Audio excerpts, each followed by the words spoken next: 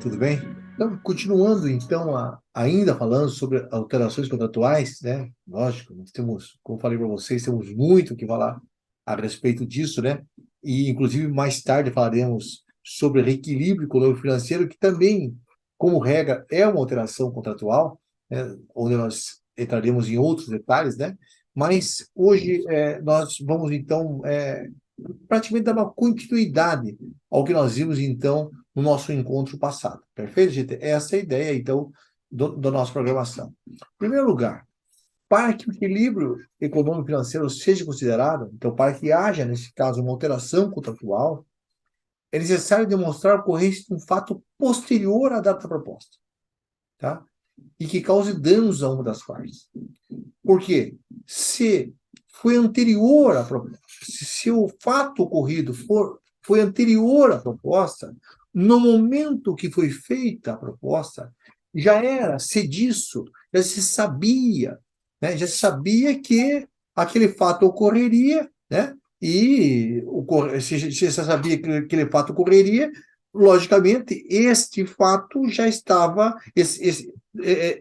embutido no preço que foi dado pelo contratado, tá?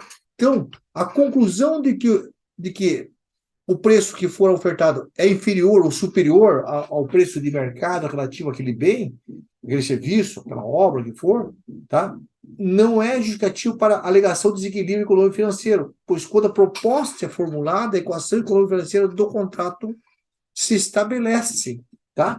Então, não adianta o cara dizer assim, puxa, eu fiz a proposta, fiz um preço muito baixo, agora eu quero reequilibrar o meu contrato, quero alterar o meu contrato, porque eu fiz uma proposta muito baixa. Pois é, mas na hora que ele fez a proposta, gente, foi, houve, tá? Formou-se uma equação econômico-financeira, tá? Não tem mais o que discutir. Tá? Não há mais dizer assim, ó, puxa vida, eu quero receber mais porque a proposta foi menor. Não. Se ele fez um preço que não era exequível, ele vai bancar com o ônus sobre isso. Tá? O ônus disso aí. Entendem? Tá? Então não se pode alegar, então, essa proposta foi feita muito baixa. Tá? E outra coisa, não pode quando a culpa de algo que ocorreu é do contratado, não pode essa parte se beneficiar de suas próprias atitudes comissivas, algo que ele deixou de fazer, o que ele fez de maneira errada. Puxa vida, caiu lá uma parte da obra porque ela foi mal executada. Gente, a culpa é dele. Se ele executou mal, eu não tenho como alterar o contrato por causa disso. Perfeito? Então, se ele executou mal, ele, diz a lei, está lá no artigo 119 da lei, o contratado é obrigado a deixar de maneira correta, reparar, corrigir, remover, reconstruir ou substituir, tudo com ônus para si, as suas expensas, tá? Em tudo que precisasse fazer, ou parte do que ele precisar refazer, tá? O objeto do contrato que se verificar, quando se verificar vícios, defeitos, incorreções resultantes de sua execução ou de execução ruim, mal feita, ou de material ruim, cabe a ele fazer isso. Você não vai alterar o contrato por causa disso. Nós veremos mais isso quando a gente fala de equilíbrio econômico financeiro. Tá? Nós veremos com mais precisão, mais de perto isso aí. Mas já adiantando, porque nós estamos falando de alteração contratual. Tá? Em caso fortuita, ou força maior, está lá no 124, 133, da nova lei, nesses dois artigos, se a ocorrência de um fato tem como consequência a impossibilidade de execução contratual, não há outra forma de execução senão a rescisão do contrato. Lógico, aconteceu um fato de tal maneira que não tem como executar mais o contrato. Aí você faz o quê? Prescinde o contrato. Extingue o contrato através de uma resolução.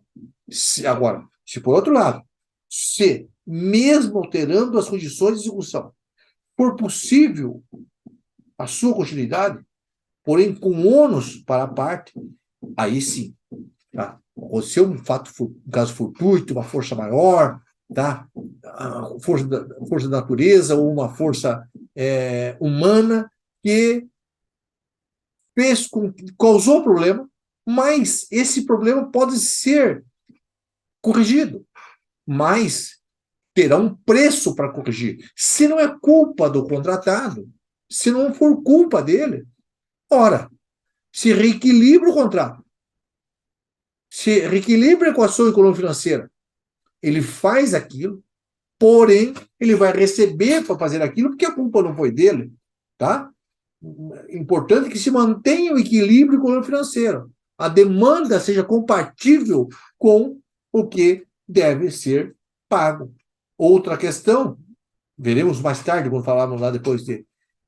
Vamos falar mais tarde quando a gente falar de equilíbrio financeiro, mas adiantando, porque é um dos tipos de alteração contratual, a questão do fato do príncipe. É quando, por um ato da administração, a administração causa um ato, sei lá, uma norma nova, por exemplo, que seja de caráter genérico, vai pegar em todos os contratos do Brasil inteiro, mas vai pegar também naquele contrato. Tá? E atinge a relação contratual. Lógico, não foi culpa do contratado. Aí, este contrato aqui terá, em função desse fato do príncipe, ele terá que ser alterado. Perfeito? Repito, quando a gente falar de reequilíbrio econômico-financeiro, eu vou dar exemplos a respeito disso melhor, eu vou me aprofundar um pouco mais. Mas é possível só dizer para vocês que fatos estranhos ao contrato atingem o contrato. Se não é culpa do contratado, esse contrato tem que ser alterado. Tá? Outra coisa de alteração de contratos, que depois vamos nos aprofundar também, quando há fatos imprevisíveis, né? Tá? Inesperado. E não tinha como se premeditar. Tá? E atingiu o contrato.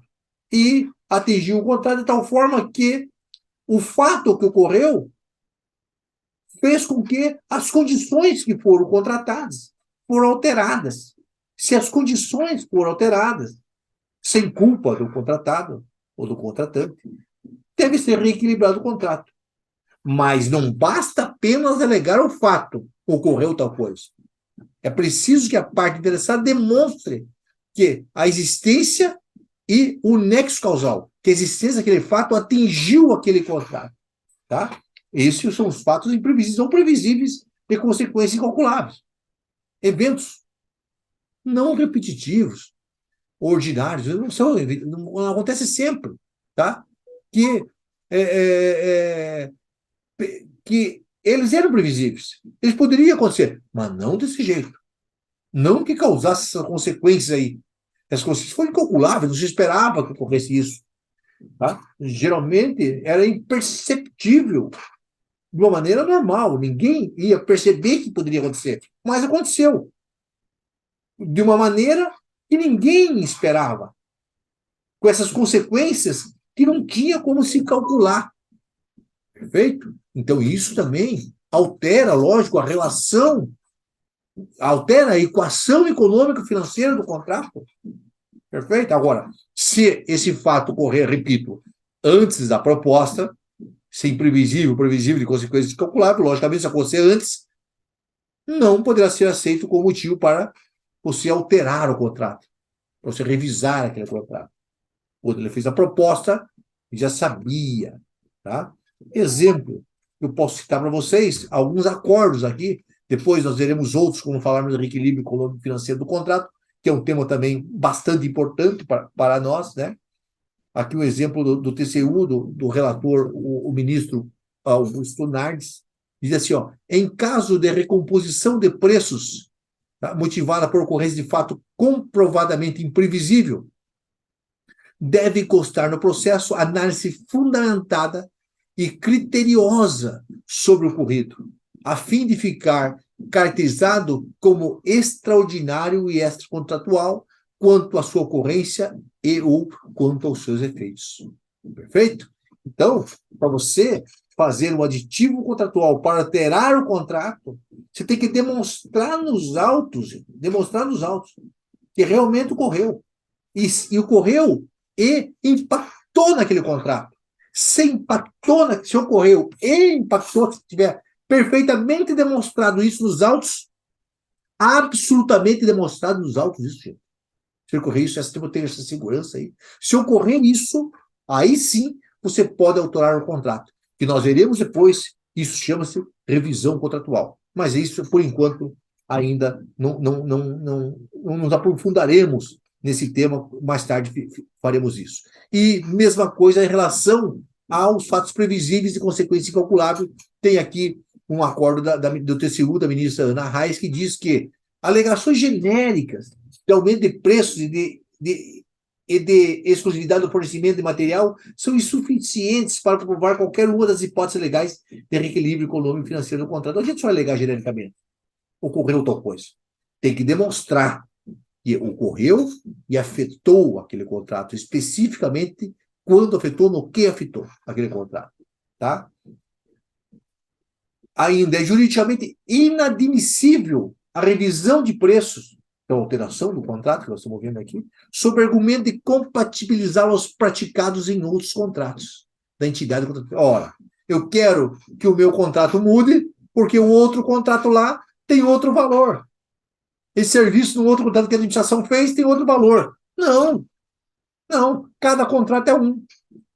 Tá? A adoção de preços diferentes em contratos distintos ocorre, mas não implica ruptura do equilíbrio econômico financeiro da proposta vencedora da licitação.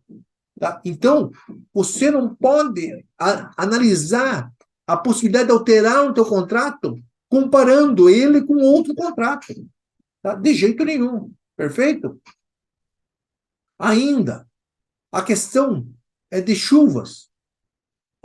Condições climáticas extremas, como chuvas extraordinárias. Não é qualquer chuva. Chuvas extraordinárias durante a execução do contrato que influenciem decisivamente o preço das composições questionadas devem ser comprovadas, não servindo como alegação ou desconhecimento ou mesmo a imprevisibilidade para justificar o preço. Atenção, gente.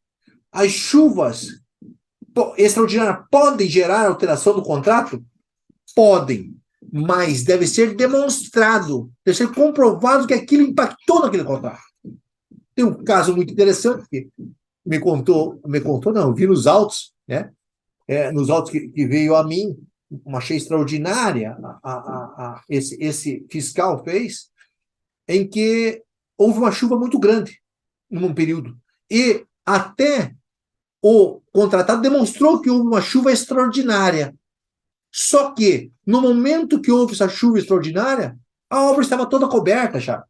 Não havia impacto, não atrapalhou a execução da obra. Estava quase final de acabamento. Então, não cabia alteração do contrato para prorrogar aquele contrato. Então, pode ver, não basta apenas chover, tem que comprovar isso categoricamente que aquilo impactou naquele contrato. Outra, acordo ainda sobre isso, não é aceitável a inclusão de fator chuva nos orçamentos de obras rodoviárias. Não se pode incluir esse fator chuva aqui nesses orçamentos. Por quê? Porque a precipitação de chuvas ordinárias ocorrerá. Isso não repercute de modo significativo sobre os custos do empreendimento. Tá? Além de ser contrabalanceada por fatores não considerados pelo ciclo na formação de preço de referência, como fator de barganha, economia de escala, valor residual subestimado no cálculo das depreciações de equipamentos, produtividade ultrapassada, entre outros. Quer dizer, choveu, impactou? Sim, normal, se esperava. Tá? Mas, lógico, chove aqui, atrapalha um pouquinho aqui, mas, poxa vida, e o fator de barganha, quando compra lá os materiais para determinada obra? A economia de escala que na tabela SINAP, tabela ciclo, que for nesse caso tabela ciclo, nós estamos falando de obra rodoviária, ou na tabela DR aqui, tá? Não foi levado em consideração a escala, o tamanho, tá? O volume que foi comprado de determinado material. Nisso a empresa ganhou também, porque ela ganhou com o fator escala. Quer dizer, então, gente, tudo isso tem que ser levado em consideração. Não é simplesmente dizer assim, choveu, então eu já tenho direito de colocar isso, porque isso atrapalha, vai aumentar o preço, eu tenho mais direito de aumentar o preço. Não é assim. Perfeito? Então, gente, sempre que nós estivermos trabalhando, gente, com alteração do contrato, se preocupem muito, gente. Se preocupe muito, gaste em caneta, como fala um amigo meu, o senhor Jacobi, gaste em caneta para justificar. Tá? Só admita alteração no contrato, fica para cima ou para baixo, a favor da administração ou a favor do contratado, demonstrando cabalmente que houve a ocorrência de um fator posterior à proposta que realmente impactou nesse contrato. Perfeito? Isso se viu muito, gente. Se viu muito gente pedindo revisão de contrato porque houve Covid, mas não demonstrou cabalmente qual foi o impacto que a Covid deu naquele contrato. Quais são os materiais, por exemplo, que foram impactados naquele contrato. Se os materiais foram impactados, qual foi o impacto do aumento dos materiais em determinado serviço, para ver qual o impacto que foi proporcional ao contrato como um todo. Tudo isso tem que ser analisado friamente. Por isso que nós vamos tratar isso com muita minúcia, gente, quando nós conversarmos com vocês sobre reequilíbrio econômico financeiro do contrato, que é um outro momento posterior a este momento desse curso. Perfeito? Tá? A aula que vem, gente, o nosso encontro que vem, vai tratar de uma coisa bastante interessante, e isso vocês estão agora aptos a entender, quem não entendia anteriormente, porque vocês agora entendem de regime de empreitada, que nós vimos no outro curso. Nós vamos tratar sobre um acordo muito interessante eu avisei para vocês lá quando dei o primeiro curso que trataríamos nesse, sobre a alteração de contrato quando há uma diferença de quantidade, mesmo quando a empreitada for por preço global. Mas não se preocupe que no próximo encontro a gente dá mais detalhes sobre isso. Valeu, gente? Um abração, até o próximo.